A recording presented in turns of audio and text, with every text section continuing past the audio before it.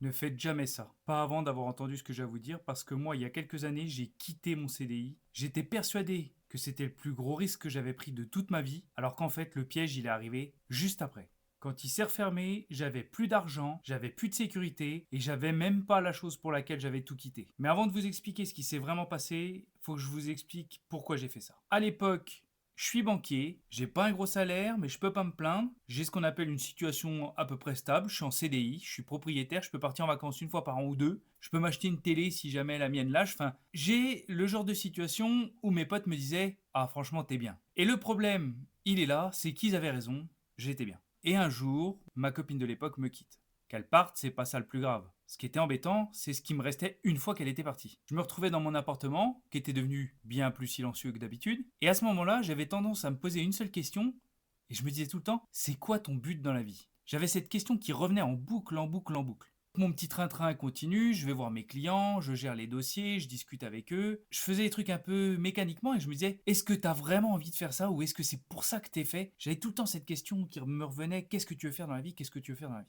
Et le plus flippant à l'époque, c'est qu'au début, j'avais aucune réponse. Je me disais, peut-être tu veux faire quoi dans la vie? Et à un moment donné, je me suis dit, ok, c'est pas grave, t'as pas forcément un sens à donner à ta vie, t'as pas forcément un but, mais ce qui serait cool quand même, c'est que tu trouves quelque chose que t'aimes. Donc là, je réfléchis et j'ai toujours voulu faire de la scène. J'ai toujours voulu être humoriste. Le problème, c'est que, comme chez plein de gens, pour moi, humoriste à l'époque, c'est pas un métier, c'est un hobby. Du coup, j'allume mon ordinateur, je me dis, tiens, je vais chercher des cours pour écrire du stand-up. Bien évidemment, vous le savez, il n'y a rien du tout. Je trouve trois pauvres trucs qui se trouvent à Paris, à 3 heures de route de chez moi. Et j'étais tellement dégoûté que là, j'ai fait un truc qui n'a aucun sens. Je m'inscris à des auditions pour prendre des cours d'humour à Paris. Le but du jeu, on passe une audition, on écrit un sketch, donc moi j'y vais, je griffonne un truc, j'ai aucune base, je sais pas écrire, je sais pas jouer, j'y vais, je tombe devant deux mecs qui pendant 3 4 minutes ne rigolent pas du tout, vous vous en doutez, c'est un fiasco total. Dans la rue, en attendant les auditions et les réponses, je discute avec des gens qui me disent moi j'ai fait art du spectacle, moi j'ai fait du cirque, je suis déjà dans le domaine. Je me dis mais moi je suis banquier, qu'est-ce que je viens foutre là? Limite, à l'époque, j'espère pas être pris. Comme ça, je me dis, écoute, c'est facile, j'ai été passer les auditions, ils me disent, t'es mauvais, on veut pas de toi. Comme ça, je suis tranquille et je dirai aux gens, au moins j'ai tenté. Donc, je fais mes auditions catastrophiques, je rentre chez moi, j'avais posé une journée au boulot pour pouvoir aller les passer. J'arrive et je dis à mes frères et sœurs qui étaient les seuls à qui j'avais dit que j'allais faire ce truc-là, je leur dis, fiasco total, je me suis viandé littéralement, personne ne rit dans le truc. Je leur dis, voilà, c'est mort de chez mort. Ils me disent écoute, c'est pas grave, t'as tenté, c'est sympa, c'est rigolo, ça fera des anecdotes. Ok, bon, on en reste là. En plus de ça, à l'époque, on nous dit, vous savez, les places sont chères, il y a quand même beaucoup de candidatures, on sélectionne un peu les meilleurs. Donc alors là, je me dis, bon bah, raison de plus, c'est foutu pour ma peau, habitue-toi à la banque parce que ça va durer encore très longtemps. 3 jours plus tard, je reçois un mail, je me rappelle, je suis avec mon frère, et je vois l'entête de l'école dans laquelle je tente de rentrer, et je clique machinalement sur le mail, et je me dis, bon bah c'est bon, je clique, je vais voir du coin de l'œil, merci de vous être déplacé, mais on n'a pas assez de place, je fous ça dans la corbeille, et on passe à autre chose. Et là, je clique sur le mail, et je vois écrit en haut, félicitations, vous êtes retenu, blablabla.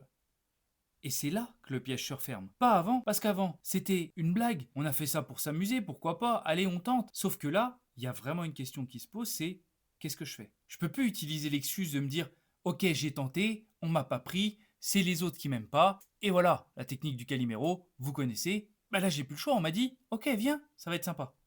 Du coup, je mets les deux pieds dedans, je prends rendez-vous avec la RH de l'époque, je lui dis écoutez, je vais vous quitter. Elle me dit j'en ai rien à faire, et je pars. Je pars habiter sur Paris, à 3 heures de chez moi, j'ai pas d'argent, j'ai pas de plan, c'est la panique. Je me retrouve en coloc dans un appartement de 12 mètres carrés. Je vous jure, 12 mètres carrés, on était deux. C'est le genre d'appartement, tu manges, tu dors, tu travailles, tu rumines, tu doutes, et tout ça dans ton lit.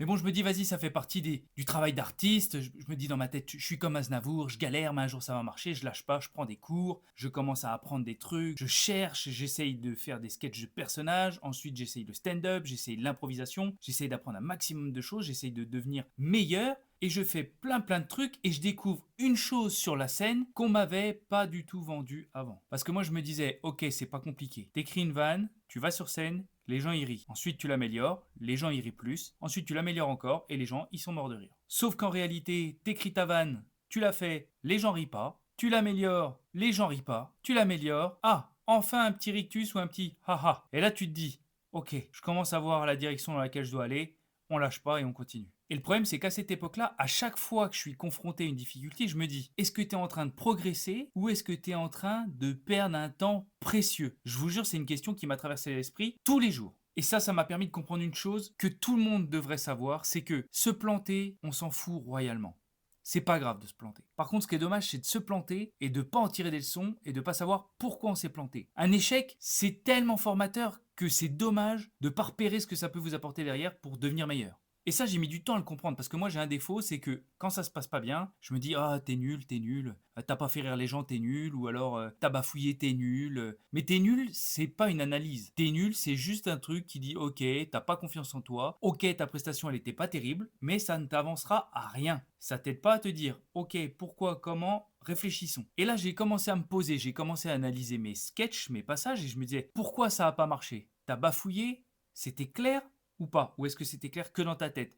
Est-ce que c'est un sujet qui parle à tout le monde ou est-ce que tu t'es enfermé dans un truc qui te faisait rire toi? Parce que ça, c'est très important. C'est d'ailleurs ça qu'on propose en coaching personnalisé chez Humour Maker. On travaille sur les textes des gens pour éviter ces erreurs et leur permettre de gagner un temps précieux. Le temps que moi j'ai complètement gaspillé en ne sachant pas ça.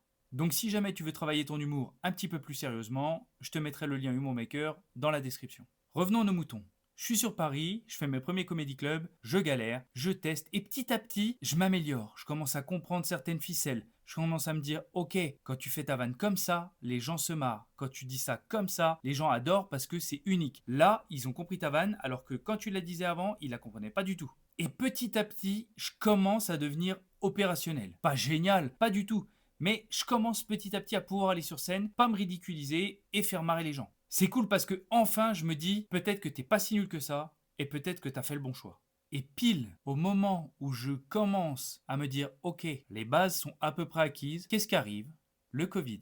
Plus de scène, plus de cours, plus de théâtre, plus de comédie club. Je commence enfin à comprendre les bases et c'est terminé pour moi. Donc imagine-toi, je quitte une vie stable et quand je commence enfin à pouvoir un peu tenir la baraque, on me dit non, non, mais les théâtres, on va les fermer. Super. Et là, il y a une question que je me suis posée qui est, je pense, logique à ce moment-là. Je me suis dit, ok, qu'est-ce que tu fais? Est-ce que tu continues malgré les difficultés ou est-ce que tu arrêtes les frais? Parce que je venais de claquer un pognon monstre, je venais de quitter une situation, j'avais dû quitter mon appartement. Parce qu'autant vous dire, partir, c'était difficile, mais se dire, est-ce que tu vas continuer dans ces conditions-là, c'est encore autre chose. Mais le pire, c'est que je savais que je pouvais pas revenir en arrière. Parce qu'à partir du moment où j'avais dit à mon boulot salut les amis, je savais qu'on m'attendait pas et que personne allait me reproposer du taf derrière pour me dire ok, pendant 2 ans t'as fait ce que tu voulais, on t'a gardé ta place. Non, parce que ce CDI, c'était ma sécurité. C'était le truc raisonnable qu'il fallait surtout pas briser. Mais à un moment donné, j'ai compris que si j'allais pas jusqu'au bout, j'allais avoir cette fameuse question qui allait revenir dans ma tête tous les jours et qui allait me hanter jusqu'à la fin de mes temps. Alors oui, j'avais pas tout prévu, j'avais pas prévu les galères, j'avais pas prévu de manquer d'argent, j'avais pas prévu que les scènes ferment, j'avais pas prévu le Covid, j'avais pas prévu la solitude, mais honnêtement, maintenant, c'est trop tard. Ça, c'était que le début de mon aventure parce que la suite, c'est probablement la chose la plus bizarre qui me soit arrivée. Donc si jamais ça t'intéresse de savoir comment j'ai pu continuer l'humour, ou en tout cas tenter de continuer l'humour malgré que toutes les scènes soient fermées, abonne-toi pour pas louper la prochaine, mets un like, comme ça fera grandir la chaîne, et ça nous fera très plaisir. C'était Jérôme Favier pour Humour Maker, et je te dis à la semaine prochaine.